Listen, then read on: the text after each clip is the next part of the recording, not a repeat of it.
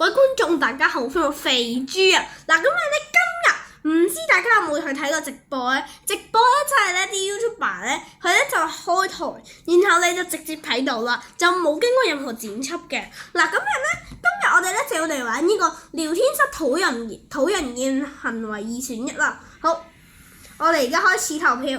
好，然後人數嘅話咧，我哋都係揀16啦，顧及影片時長。好，極度冷笑話，一進來就要主播攬錫抱抱咁，梗係第二個啦。你極度冷嘅笑話，可能你覺得好好笑，人哋覺得唔好笑啫嘛。咁梗係第二個都太過分啦，我覺得第二個真係爆破啊！別人嘅台喺別人嘅台上面拆機器人名稱用一堆主播嘅粉絲名，自己嘅名字冇幾個，粉絲名一長串。我唔係好明咩意思，其實我睇多一次先，嗱，俾啲時間我睇下先。哦，我明啦，即係佢第二個大概係想講佢不停喺人哋個台嗰度宣傳人哋啲主播咯，咁梗係第二個啦。你睇呢個主播，呢個主播做乜喺度睇住？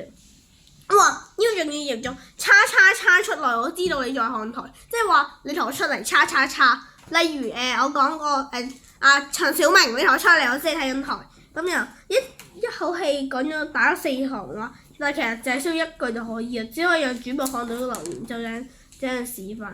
但係我覺得 OK 嘅，就係因為有時候我發現主播係真係見唔到我嘅留言。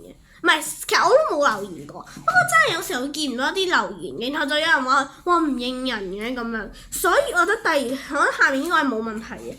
但係我上面我覺得你叉出嚟，我知道你看台，我就覺得最嚴重。同埋我唔睇直播，因為我都太耐咯，我唔中意睇咁耐嘅。一段時間就換一個帳號，假裝我哋個人，有時仲咁呢個傾嗱。一群互相認識嘅觀眾突然間開始傾同直播無關內容，同埋一段時間就換另一個帳號扮者係第二個，有時候仲用新舊帳號喺自己個聊天室嗰個對話演戲。我覺得上面嗰個其實我覺得下面嗰個同上面嗰個都唔係好緊要對我嚟講。如果我真係某一日開直播嘅話，我覺得。如果我遇到啲好差嘅情況咧，我話俾你聽，如果我開直播，絕對第一時間 ban 咗佢。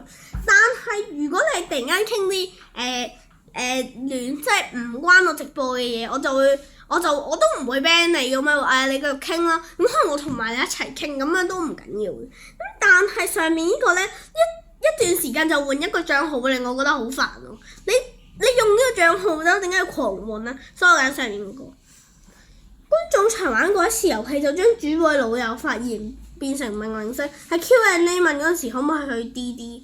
我唔明咩意思，下面嗰句就咁，由上面嗰個就發言變成命令式嘅，咁我就唔啱，因為其實你講嗰句嘢，個主播係有權選擇去唔去做嘅，唔代表你講咗嗰句嘢，主播必須要做嘅。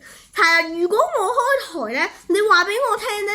我你講完嘅嘢，我必須要做，我第一個俾人嚟啊嚇！嗱，所以同埋如果真係開直播，應該都會講啲規則嘅。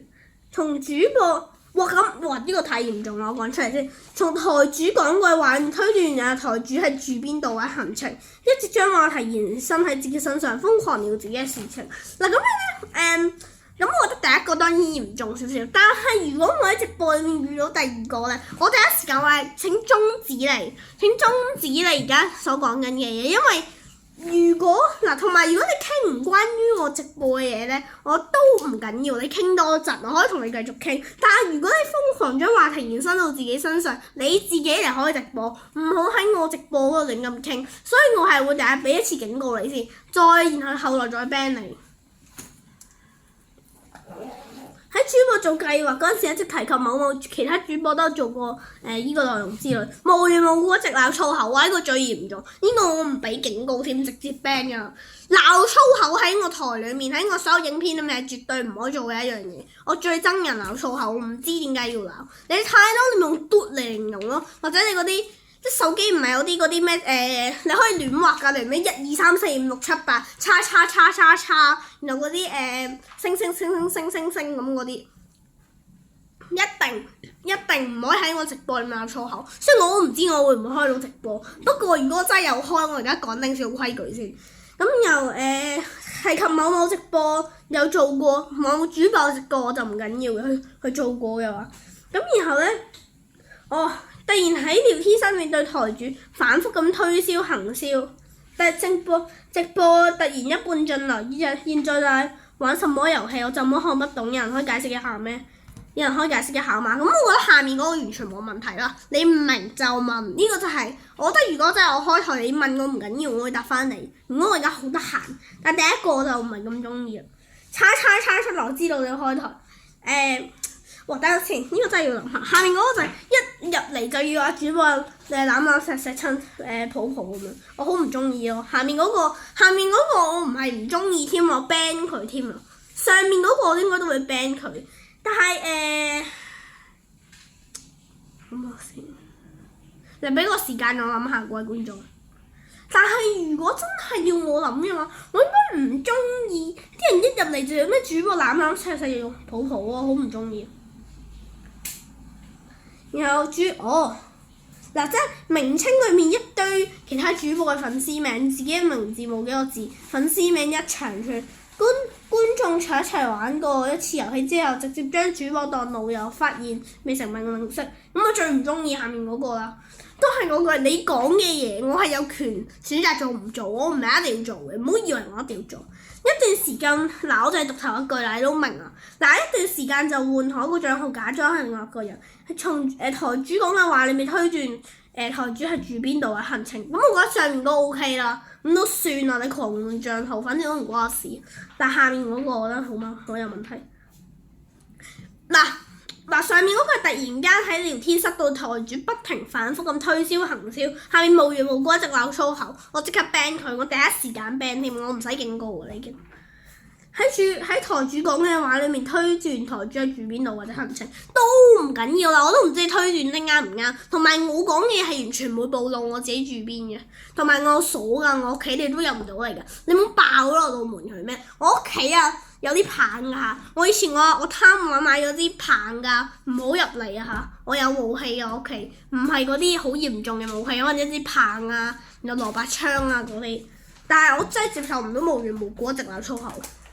嗱，即係觀眾坐一齊玩過就將發言變命令式咁我一入嚟就要主播攬錫抱抱嘅話咧，我可以唔睬佢噶嘛，我唔一定要理佢嘅。但係上面嗰個命令式咧，係我真係好唔中意，佢成日命令我咁樣咧。但係如果佢將嘢變成命令式，比起佢一直喺度無緣無故鬧粗口咧，我覺得仲 OK 啲。我真係好討厭人無緣無故鬧粗口。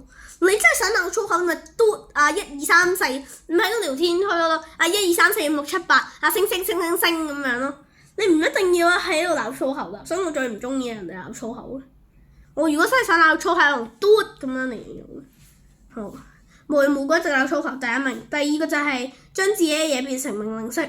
第三個就係要主播攬親擁抱，然後就係第四個就係推斷我住邊啊嗰啲，然後第五個係突然間喺聊天區嗰對台主反覆咁樣喺度推銷啊，喺度拗咗紅喎，唔知點解呢度。咁有一段時間就換咗帳號扮係第二個人，好咁然後話好多廣告，名稱裏面一堆其他主播粉絲名，自己名字咧就冇幾個字。叉出嚟，我知道你在看台。哇！我真係超憎呢個。哇！我而家拍好耐喎，我覺得我哋快啲結束。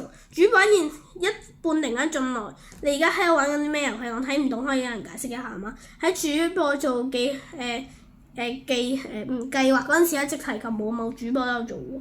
好啦，咁其他嘅我就唔搞啦，因為真係太長啦，今段影片。係啊，嗱咁其他嘅話，你哋就自己去玩啦。嗱咁呢個咧，你就喺個殘酷2選1裏面，嗱你 search 2選1，殘酷2選1，咁你就撳入去，就狂畫，你就見到噶啦。OK， 狂畫，撳唔到繼續畫。嗱咁今段影片真係有啲太長啦，我而家即刻快咁講完啦。好，我今段去到呢度，中意頻道可以訂閱 like 同分享，拜拜。